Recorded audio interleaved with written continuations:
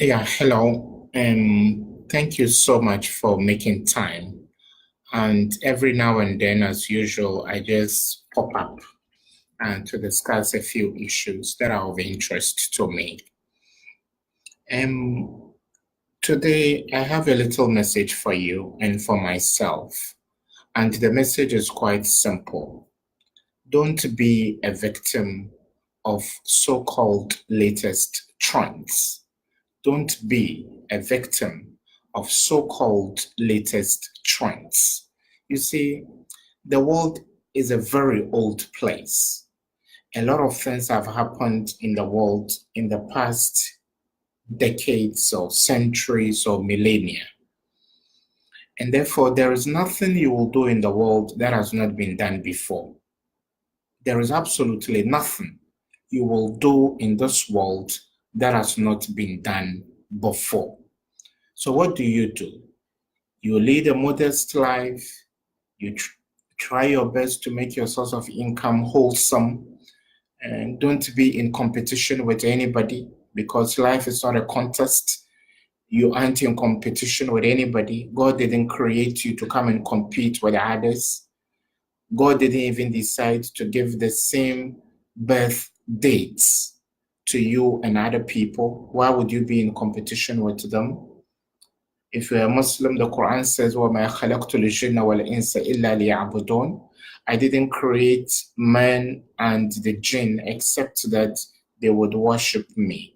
So the essence of life is to seek the pleasure of God Almighty. But in the process, وَلَا تَنْسَ نَصِيبَكَ مِنَ الدُّنْيَا. You don't have to forget your fair share of the enjoyment in this world. And so you can live the very best of lives, but don't be a victim of consumerism. Don't be a victim of so-called trends. If you can afford to live large, that is up to you. But leading a modest life is even better, even if you can afford to live large.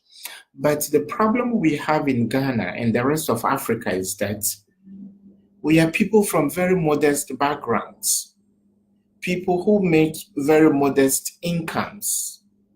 But then we watch things on TV, maybe watch American Idol or Big Brother Africa, or watch the latest trends on Instagram or on Facebook, and people would want to follow trends when they don't have the wherewithal to keep up with the Joneses. That is where the problem lies.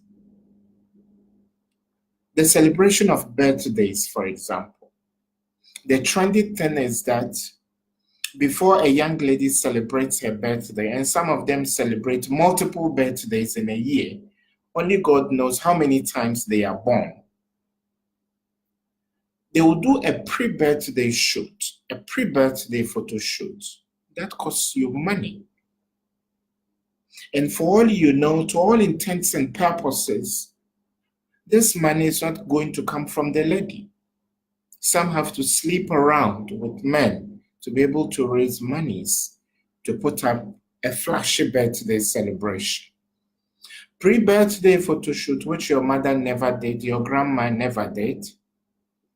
Pre-birthday photo shoot makeup, which will cost extra money. Then she goes somewhere to a photo studio. She snaps a few pictures. Then she goes onto social media and says, save the date. What date should be saved? And on the day of the birthday, she will have to bill somebody to pay for her to entertain her girlfriends. So if normally she would eat in a very modest cafeteria or an eatery that is modest, she would want to take her girlfriends to a 4-star or a 5-star hotel. At whose expense? At the expense of a young man or a number of young men who will sleep with her to give her that money.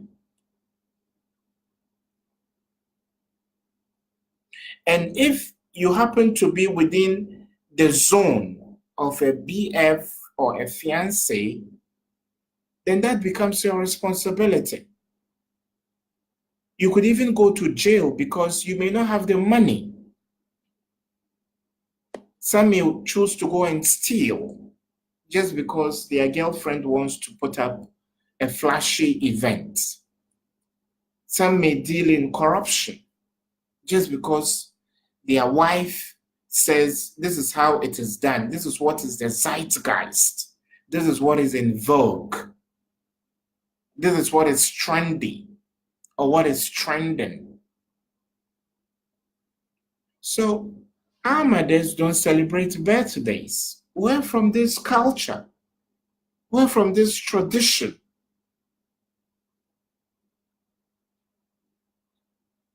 So, my sister, don't follow the trends. Some of us even forget the days on